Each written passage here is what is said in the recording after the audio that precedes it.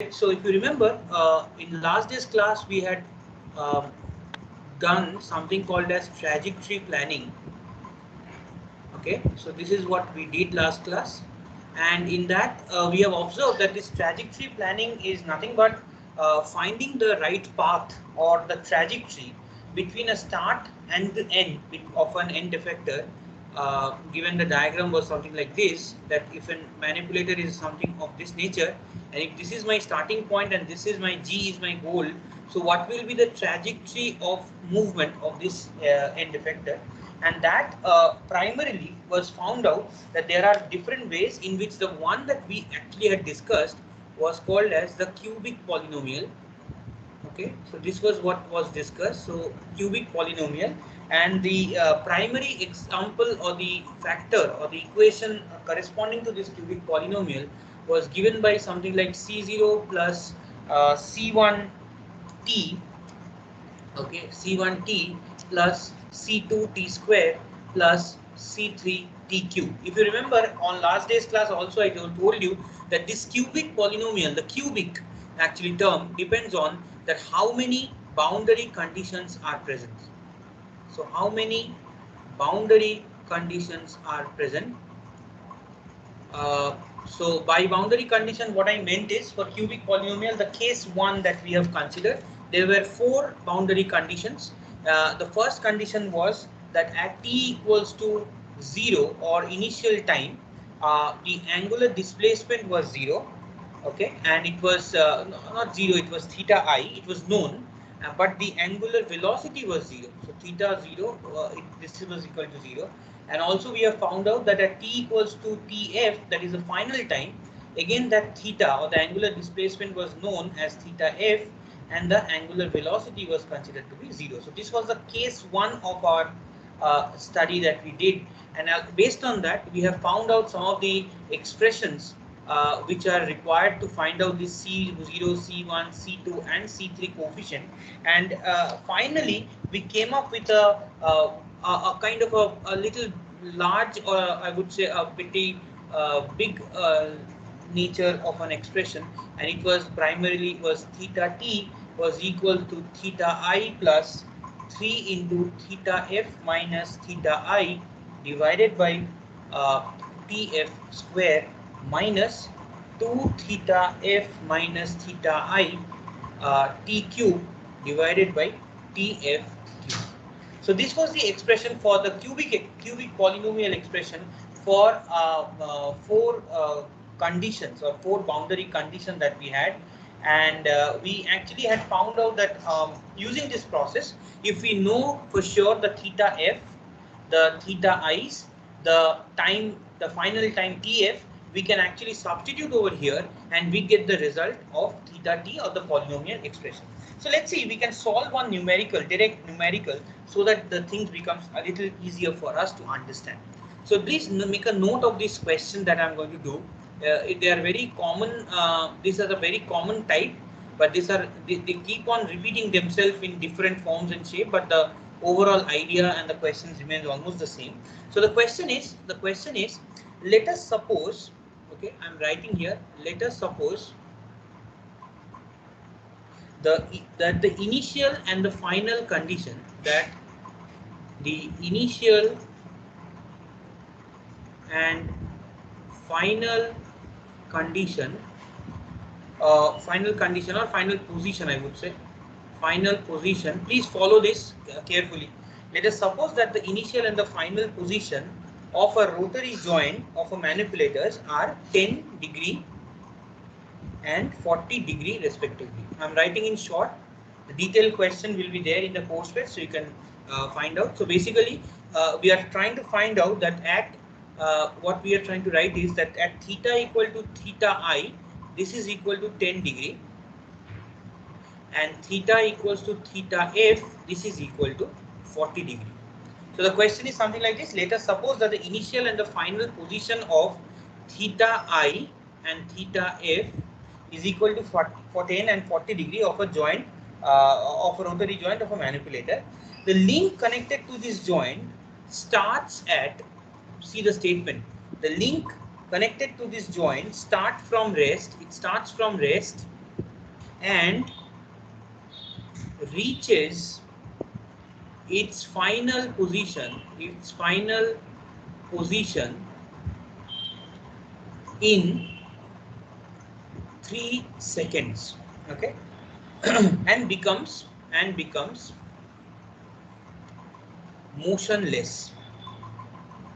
So the statement is that it starts from rest and it reaches the final position at after 3 seconds and it becomes motionless. So basically you can observe that my T0, okay, T0 or Ti if I call it, this is nothing but 0 because it starts from rest. So it starts from rest, okay, and if you observe here the line, it reaches its final point by 3 seconds. So basically your T equals to Tf is nothing but 3 seconds. And also we can observe that it starts from rest. It means that your theta prime at the initial, that is at T equal to 0 is 0, and your finally also it becomes motionless. So your theta f, if I call this I call this theta I. So initial angular velocity and the initial and then the final angular velocity both are 0. So you can observe that these conditions are nothing but the case 1 that we have studied. Okay, so basically what we are trying to do is that we are given a condition about the position of the end effector or a joint of a rotary joint of an manipulator, and we have been given the condition that at the initial case the displacements are of 10 degree, which in final case becomes 40. Also we can find out that the initial timing is nothing but 0 and it reaches the final destination at 3 seconds. And also we can find out the initially it was at 0 position, or the velocity, angular velocity will be 0, and since it's coming almost at rest, so that is also as 0. So this is basically case 1 solution for us. So to solve this, we just directly will substitute everything. Just for example, if you remember last day's class, C0 was nothing but C was equal to theta I. If you just refer to last day's lecture, you will find that C0 equals to theta I. So theta I is nothing but the initial degree. So your first coefficient becomes 10. Okay. Similarly, our calculation suggested last class that C1 was calculated as 0. So this is directly we can write as 0. Okay, so C0, C1 is done. Our C2, okay, the C2 expression, it was given by something like 3 into theta f minus theta I divided by Tf square. This you can calculate separately. You can just calculate in the way we did last day. If you remember last day's class, we had started from this point and then we substituted the 4 different boundary conditions and we found out the different parameters C0, C1, C2, C3. So that since we did in last class, I'm not doing it right away. So I'm directly substituting the values. So you can substitute directly 3 into 40 minus 10 divided by Tf square, which is 3 square, and this is equal to 10.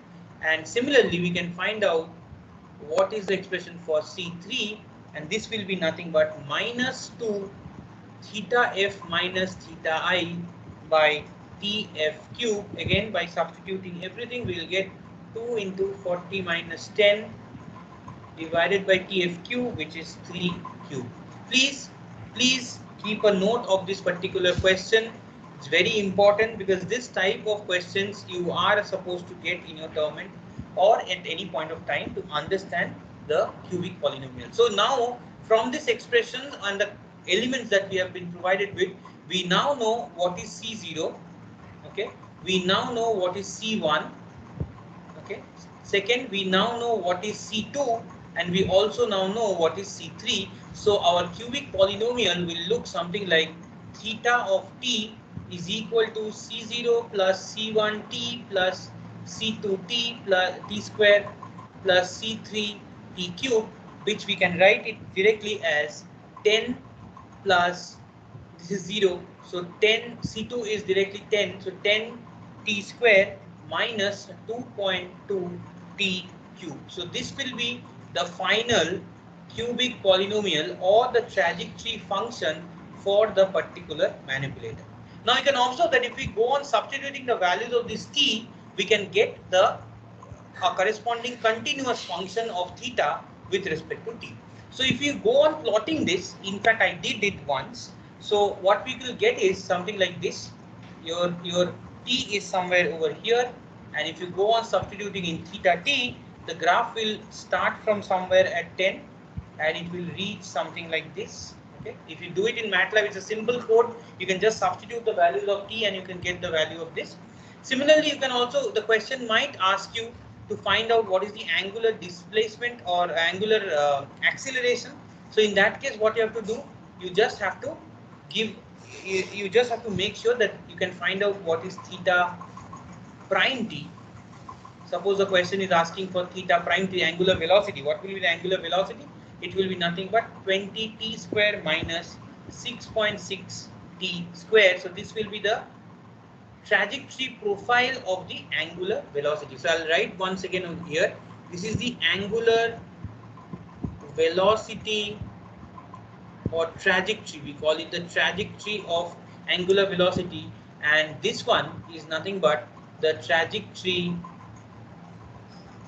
of angular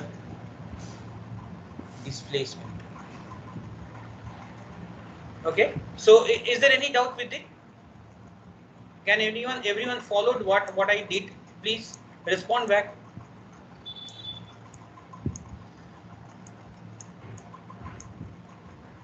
Hello, guys. Please unmute yourself. Yeah, please unmute yourself. Just understand, because this is a very important question or pattern that I'm trying to follow. Please answer it or at least respond back if you are having any doubt. So basically, we are trying to find out the cubic polynomial given there are 4 boundary conditions, and if you remember that for 4 boundary condition, the order will be of n minus 1 time. That's why when there are 4 boundary conditions, you are actually checking for 3 cubic polynomial, that is the order of 3. The highest order is 3. And this particular question is asking for a particular scenario where the given manipulator is moving from 10 degree to 40 degree within a period of 3 seconds, and it starts from rest and it reaches at a motionless condition. So what will be the continuous angular displacement equation? That is what we tried to solve using this. Okay. Similarly, it can be any question in which, suppose another question can be like, suppose theta 1 and theta 2, or that is theta I is provided to you. Suppose this I'll just give this you as a task. Like suppose theta I is provided as 50 degree and theta f is given as 80 degree.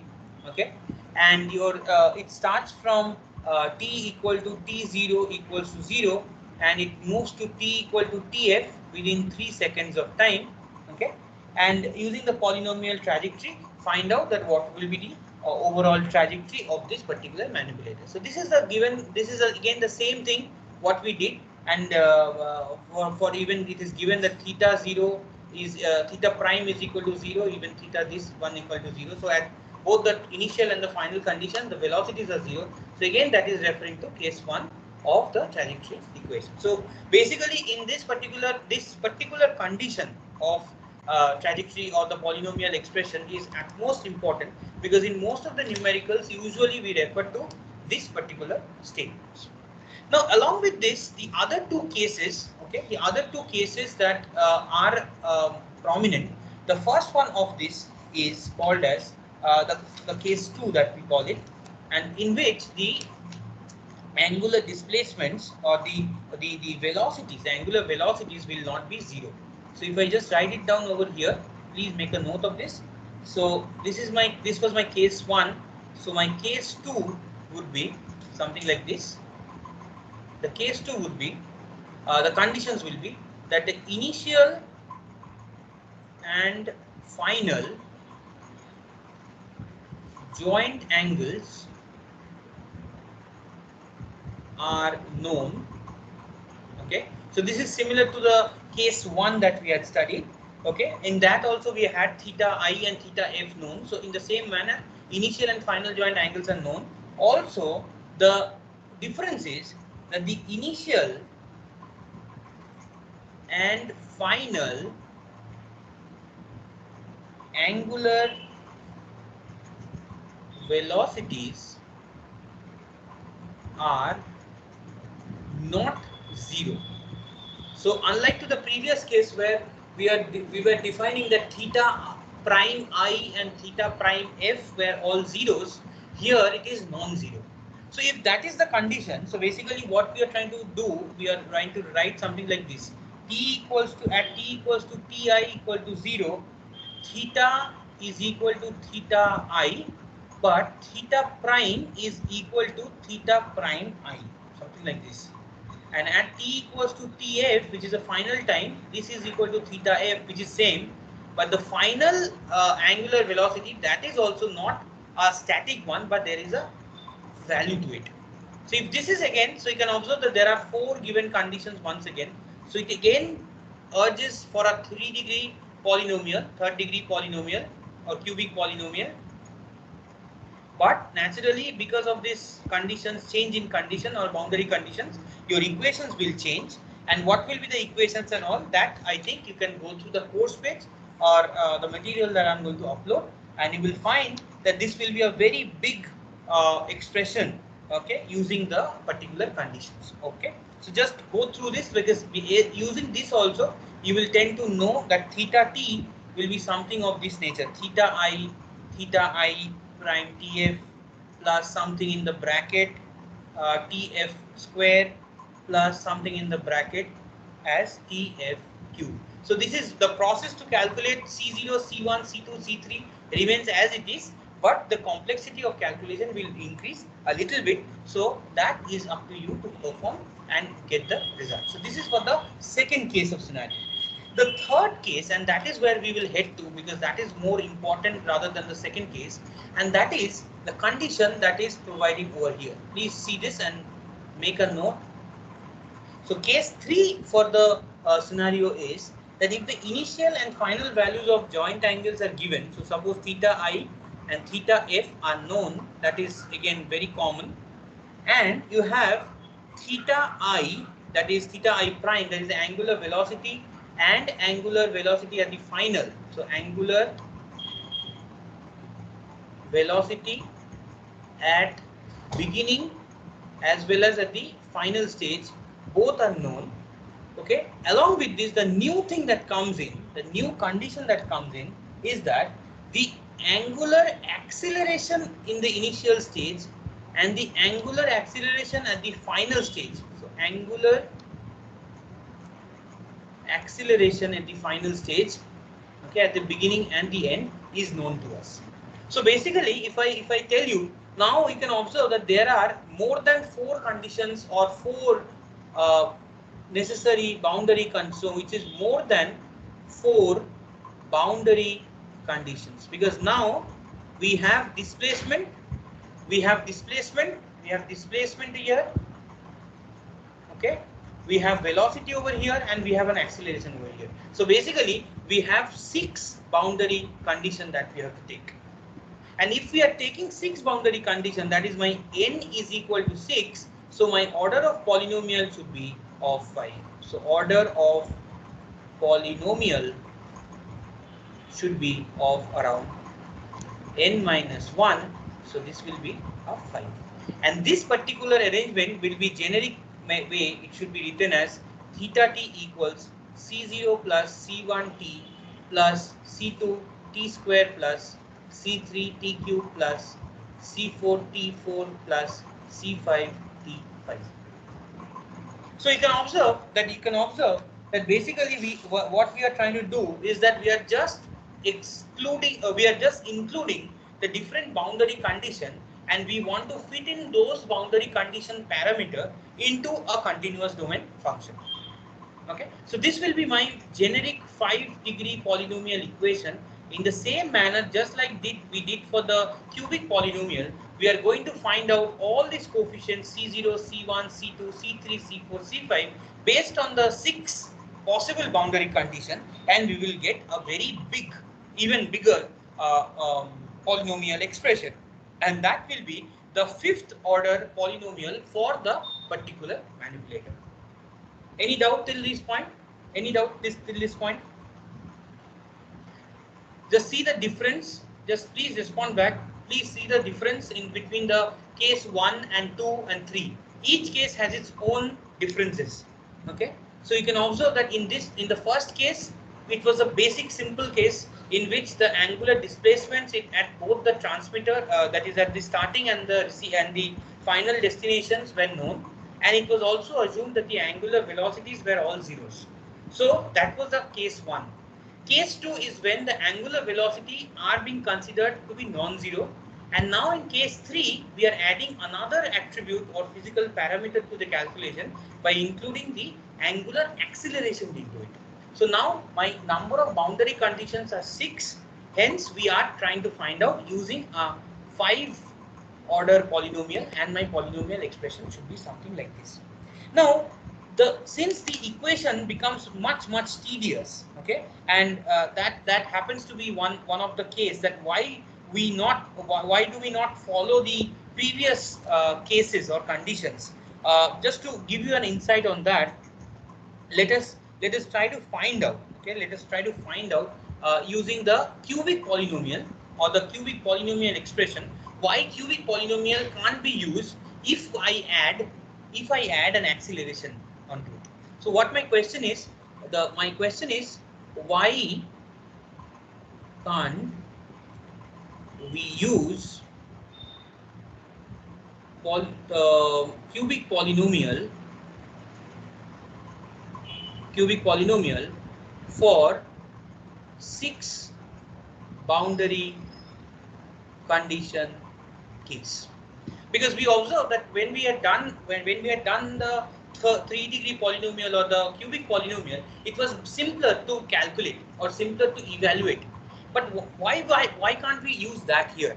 So let's see. We go back and we just relate that theta tau for a cubic polynomial was something like c0 plus c1t plus c2t square plus c3t cube.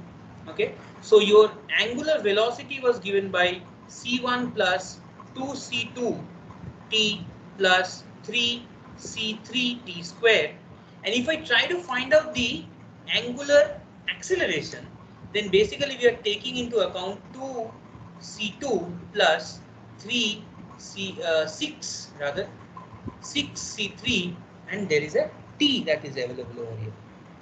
Okay, so you can observe that what is happening, that this particular condition, if you closely observe, and given the fact that we start almost everything from t equal to 0, that is when the time in the initial state is 0, you can observe that basically if I put t equal to 0 over in this third equation, because this is what I'm trying to do, we are trying to relate the 6 possible boundary conditions.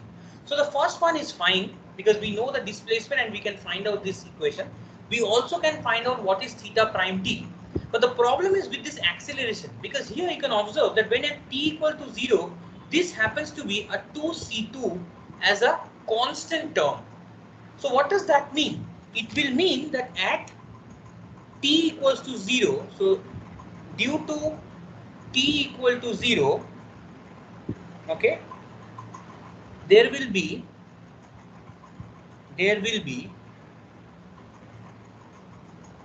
a constant acceleration at the beginning of the cycle.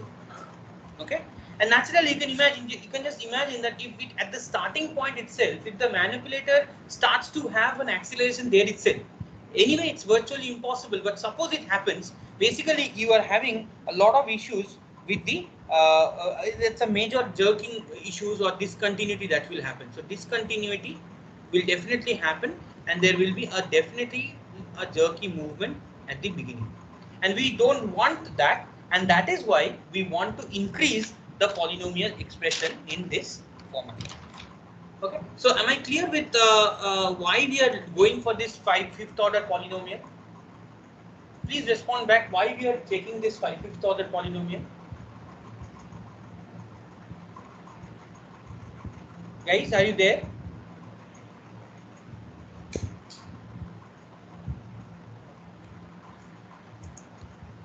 Please respond back. Hello?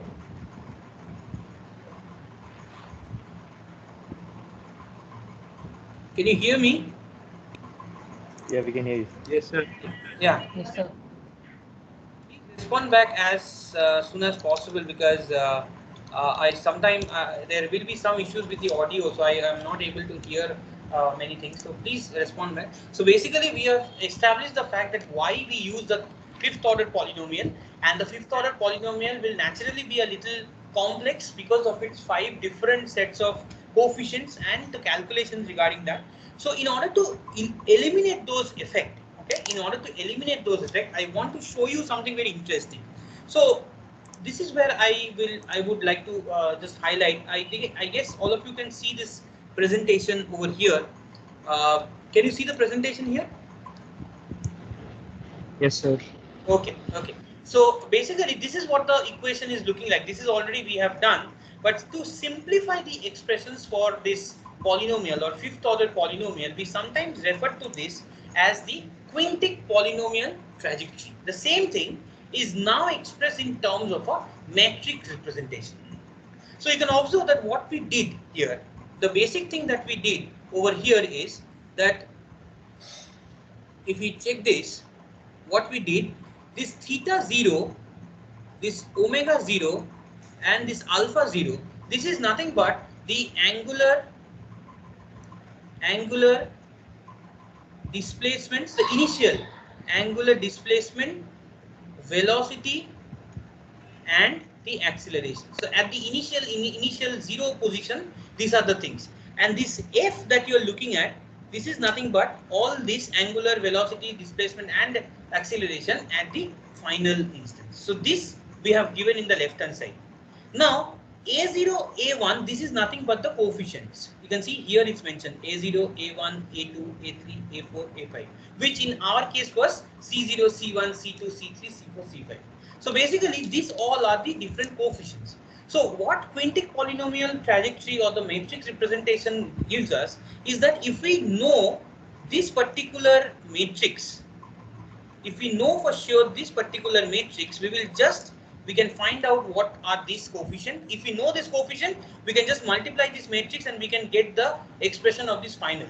Or the other way around, what we can do is, if we know the initial and final conditions or the 6 conditions, I think this is much better if I mention this to you. So if I happens to mention it over here, these are all the 6 boundary conditions that is there. Theta 0, so initial displacement, initial velocity, initial acceleration, final displacement, final velocity and final acceleration over here. So all this is the feeding element. If you multiply this with the inverse of this whole matrix, this matrix formation is what is a predefined one, and it will be constant for any 5th-order polynomial. So we will just multiply this and we can almost get all these values of the coefficient. So just to understand this, I wrote a program in MATLAB so that you can able to understand that how the programming will look like, or how do we get about doing this whole thing. So you can see this is a very simple program that we can observe, that where we are taking inputs. Okay, we get taking inputs from the different for the different parameters or the different boundary condition. You can see initial position, initial velocity, initial acceleration, and you have the final position, final velocity and final acceleration along with the timing. So let me just run through this code once. So this is what the idea is, that we have the matrix or the polynomial matrix. So just see that this part is nothing but this whole matrix here. Okay, the same thing is written over here. 1 t naught square. So the same thing, 1 t naught square. So all these row wise elements have been mentioned over here. And finally, we are getting some kind of a polynomial expression of this nature. See, this one qd is nothing but the cubic polynomial or the 5th-order polynomial that we are mentioning. So let me just run this code for you so that it's easier for you to understand. Okay, so for the users, so these are the initial conditions. So initial conditions, suppose the initial position is something as 10. So initial velocity, suppose it's 20, and the initial acceleration is something around 25. Now the question, it's asking for the final position. So final position maybe it's random, it's like 40, and in the final velocity it is dying out to around maybe 15 with an acceleration which is also around 10. So suppose these are the initial condition and the final condition, and it is running for an initial time from 0 to a time instance of 15. So if I do this and if I run this, okay, so what will happen that based on the polynomial expression or the cubic polynomial expression, we are getting some kind of a trajectory of the particular function. In that, the x-axis that you are looking over here, the x-axis that you are looking over here is nothing but the time, and this is basically my theta t. So you can see this is what the trajectory of a fifth order quintic polynomial should be based on the given conditions which are being fed over here. Is it understandable by some means? Is it understandable? Because this is a process, this is the best way to explain to you what is the quintic polynomial, and for that matter any polynomial function for that matter. So you can observe that very clearly we have mentioned the 6 different boundary conditions along with the time frame, the starting and the end time, and we have made sure that this is plotted with respect to the quintic polynomial expression, which is again as I can show you over here, the shaded one, and we are getting the final result based on the QD. We are plotting basically QD. You can plot the VD, that will be a 4th order polynomial. You can have an AD, which will be a 3-degree polynomial. So all can be plotted. I am just plotting the 5th order polynomial just to show you the possible graph. So this will be the possible. And now just to verify once again, suppose I run it once again. Okay, I run it once again with a different values. For example, I'll give this as 20. I'll give this as 50, and I'll give this as 60. And the final positions may be of 12, maybe of 75, and a 60 of acceleration. And we have a time 0 at 0, and the initial and the final stage is 15. So if I type this, you can see the trajectory actually has changed from the previous one. So ideally, what we can observe that using this technique, we can either find out what are the coefficients, just like I am showing in this particular slide. We can find out what are the coefficients present based on the given input condition, and on the other hand, we can also use the coefficients. We can also find out if suppose the coefficients are known, okay, and the trajectory equation is known to us, we can find out somehow the individual initial conditions or initial expressions, initial missing elements for a particular manipulator. So this is what about the quintic polynomial, and a very common thing that usually comes in for you. For example, there can be questions based on in the same manner, just like I had shown you earlier. So in the same manner for quintic polynomial also the questions will be almost the same. Okay, so only that the different type of conditions will be different. But as far as whatever the problems or numericals I have went through, primarily the case 1, okay, that is the only reference point or the reference polynomial that people usually will refer to. And along with that, I should also mention one very important fact in this case, that what will happen that polynomial, because till now what we have observed, that suppose this is my graph, this is my plotting, and this is my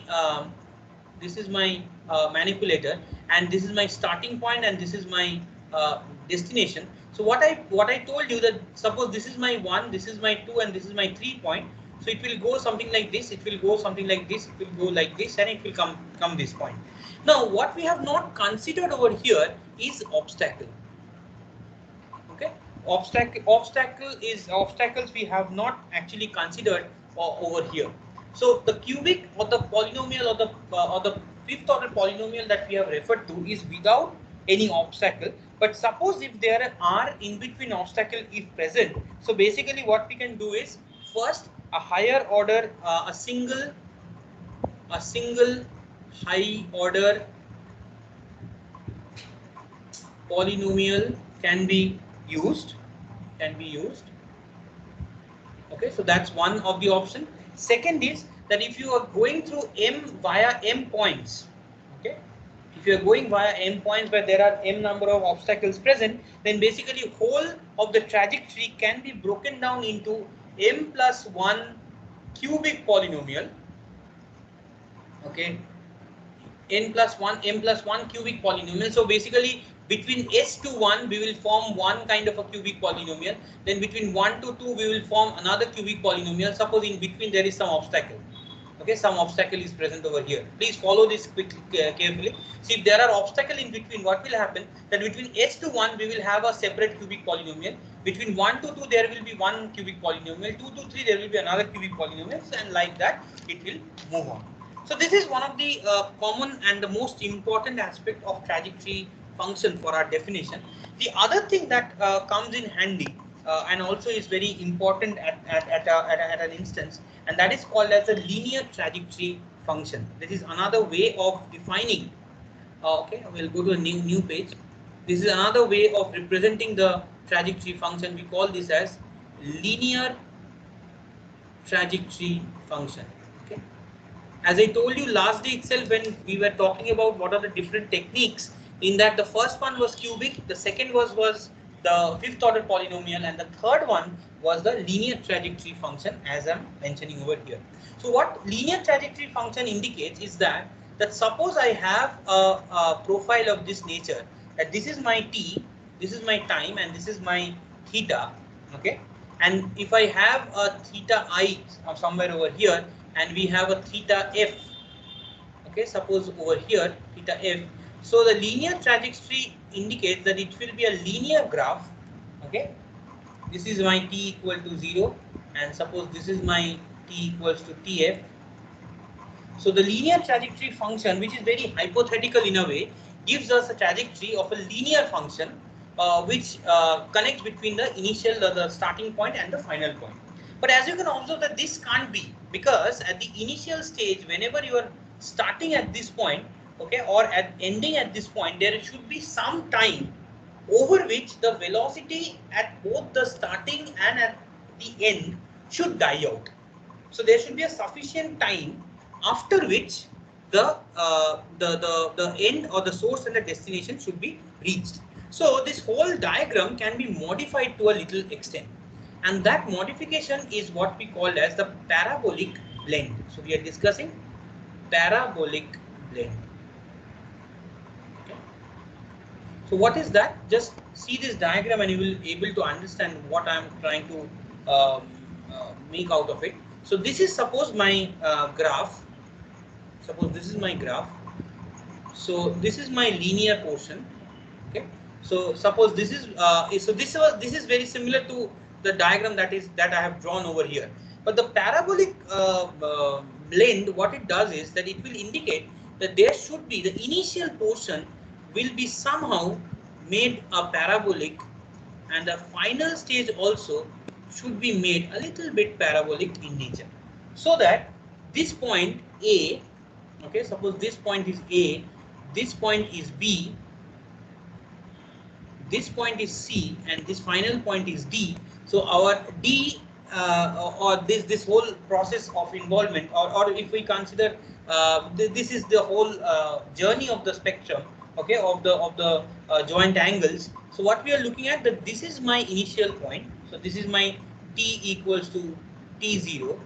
Then we will have something as t equals to t1. This will be my t equals to t2, and finally this will be my tf. So you can see that we can observe that there is a specific difference that we are trying to observe between this T2 to TF or even T0 to T1. And this is what we are looking at as the parabolic blend. So again, I'm just repeating it. This is a parabolic blend, and this is only just to make sure that especially at the start point and at the end point, we are in a position to make sure that there is a settling time that is going on. Somewhere over here at this point C, there should be a set down. Okay, then only it will be a continuous. Otherwise, what will happen? There will be jerky movement at the end. Okay, so similarly here also at this point maybe this will be a lift off. So this is where the linear portion is piled up, the green one. The other two portions are the parabolic blend. So in order to make the overall journey of a manipulator to be smooth in nature, this particular portion is what we discussed over here. So you can see this is the graph that I'm trying to show you.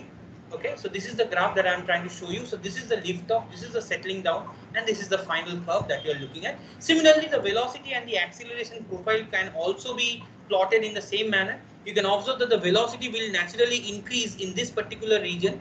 Okay, and since the change of velocity is happening over here, the angular acceleration will also happen somewhere over here. Okay, so this is what the idea is behind this particular parabolic blend. The only condition is that based on this, okay, based on this particular scenario, we have to calculate some of the given parameters like we did for the cubic polynomial or the fifth order polynomial. We can actually calculate few of the parameters. So first of all, please make a note of all these points. The first thing is we call this as the total cycle time. So total cycle time we call this. Okay, the total cycle time is nothing but Tc. Okay, this is equal to Tf minus T0. So this is naturally same as that of the previous one. So total cycle time. Now the second term is time duration of each blend or parabolic blend, and this is similar. So this is basically the timing of the parabolic blend. If you remember, this is the parabolic blend. If I happen to give you the diagram, so this A to B point, this is my parabolic blend. So this is equal, this T1 to T0, this timing is equal to T2 to Tf. Okay, so the parabolic blend is given by T0, sorry, I would say it is T1 minus T0, and this will be equal to Tf minus T2. So please make a note of this, that the parabolic blend timing will be same both at the starting and at the end. So that is one very common and very important observation that we are actually doing.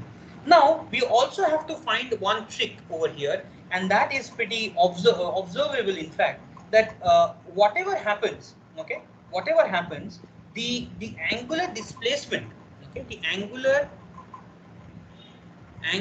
displacement, okay, and the velocities, angular velocity at the two junction, at the two junction of the parabolic blend,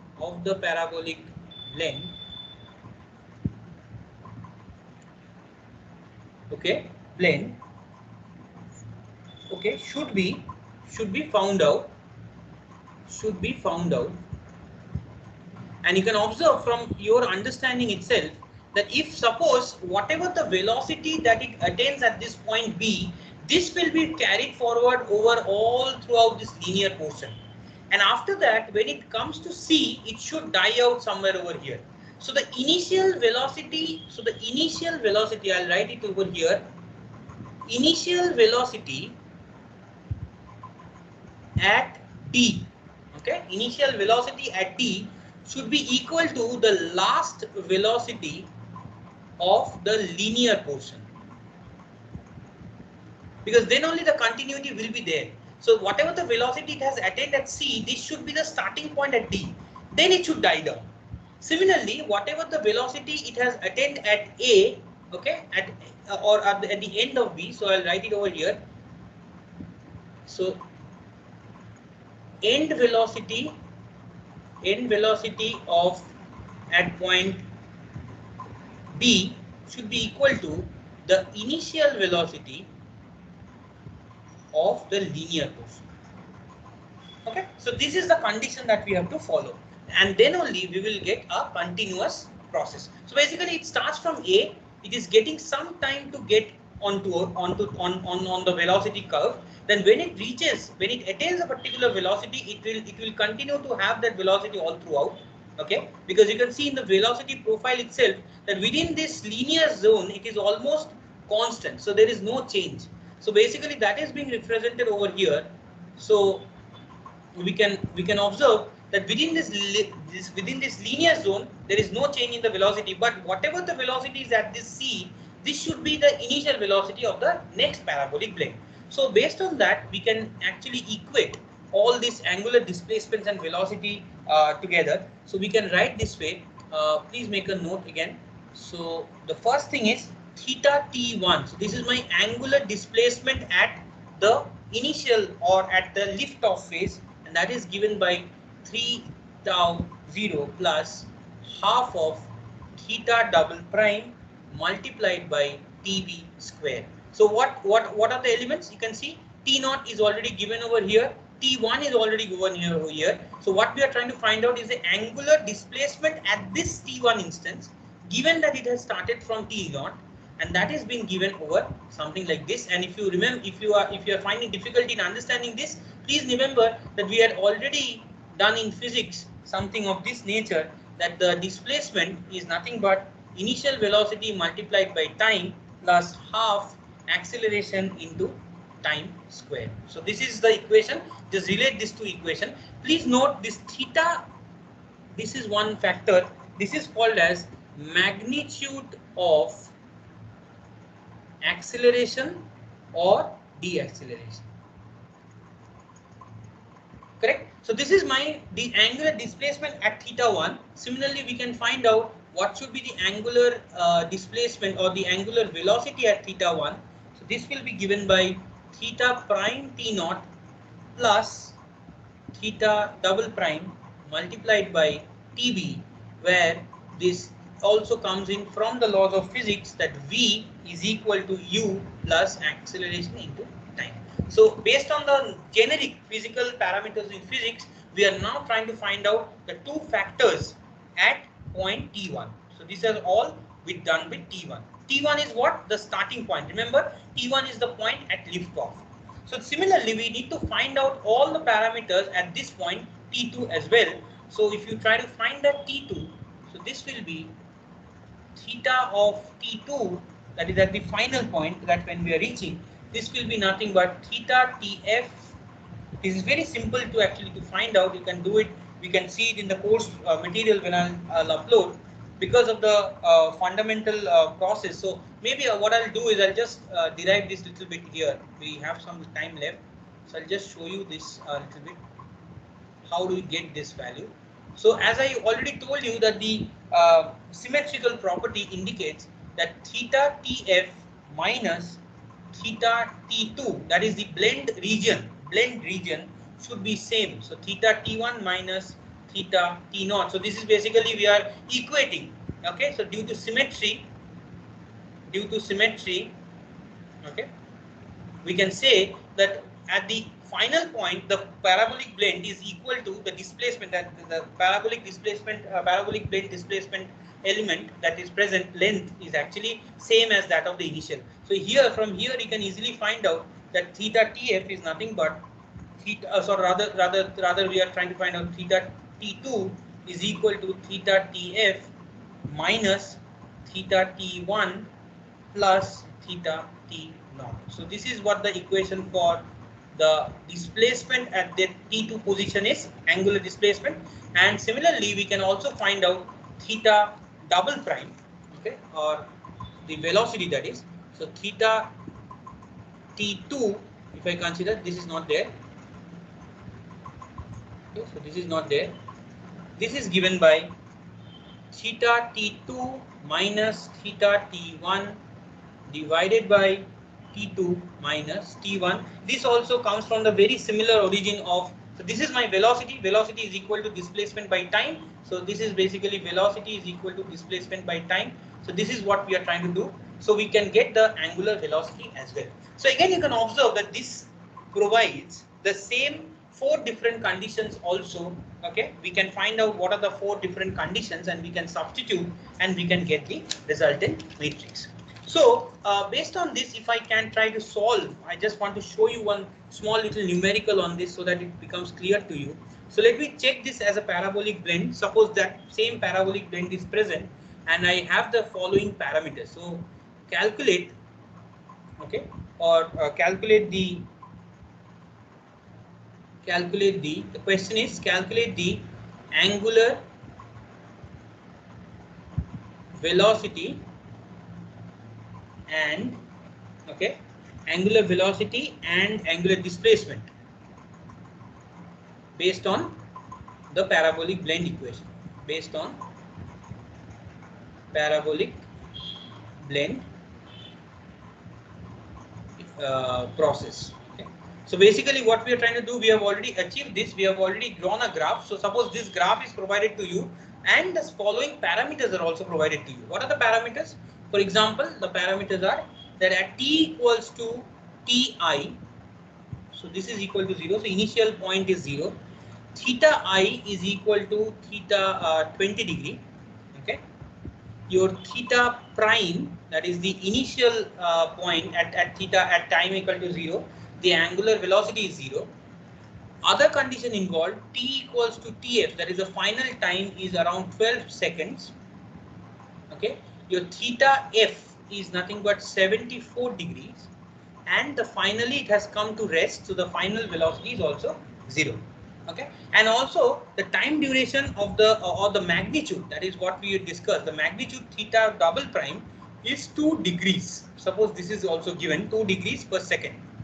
So this is the angular, the magnitude of acceleration or the acceleration happening at both the parabolic blend. If it is given to you, what are the angular displacement? So if we can just substitute in the equations that followed. Okay, so we can just substitute in the equation. If you just go back, because we have already found out what is theta t1. So theta t1 we shall substitute just like this. So theta t1. So angular displacement. So this is my angular displacement at t1. Okay, that is at t1. If I consider this as the value, so this will be nothing but theta t0 plus half of theta double prime tb square. So theta t naught is nothing but 20 degree. If you remember this one, this is my ti. Okay, so this is my t naught, rather if I write t naught, so theta naught is 20 degrees. So 20 plus half of this magnitude of acceleration declaration is 2, so that is 2 multiplied by tb. Now tb is nothing but the starting to end point. So you can see your tb as per the question, it should be around 3 seconds. Suppose it's already given to you. Due to time constraint, I'm just giving it over here. Suppose this is given as 3 seconds. So the given tb is 3 seconds. We can easily find out that what will be the value of this expression. So your theta t1 will be nothing but 29 degrees. Alright, so this is one of the calculation. Similarly, you can find out what is theta prime t1. This will also come as 6 degrees. Okay. Similarly, if you want to find out what is theta t2, okay, so you can observe theta t2. This was equal to theta tf minus theta t1 plus theta t0. So your theta tf is the final angular displacement, which is 74 degree. So you substitute that 74 degree over here, minus theta t1. Theta t1 you already calculated over here, which is 29 degrees. So minus 29 degrees plus your theta t naught was nothing but initial 20 degrees. So we get something like a 65 degree for this. And finally the interesting part is that if you can calculate theta prime t2, this will also come as 6 degree, just like we had calculated for theta t1. So what does this indicate? The last line, what does it indicate? It indicates that basically the angular velocity at t2 and the angular velocity at t1, they are the same. So basically the starting point, which means that if I go back here, so theta prime t1 if equals to theta prime t2, which is over here, it means that both these linears, with the linear zone present over here, the velocity has remained constant, and both at the lift off as well as the setting down, the velocity will remain constant, so that it can avoid the unnecessary jerky movements. So this is all about the trajectory planning and the parabolic blend that we usually refer to. Eventually, you will also find that there are processes in trying to find out much complex way of representation. I think that will be enough in the course page when I'll upload it. So kindly go through this portion. Okay, whenever I'll upload, please refer to this particular video. Even if many people who might not have joined because of the timing constraint and other activities clashing in the same time period. So I would urge you to just go through this segment so that you can have a knowledge on the process involved.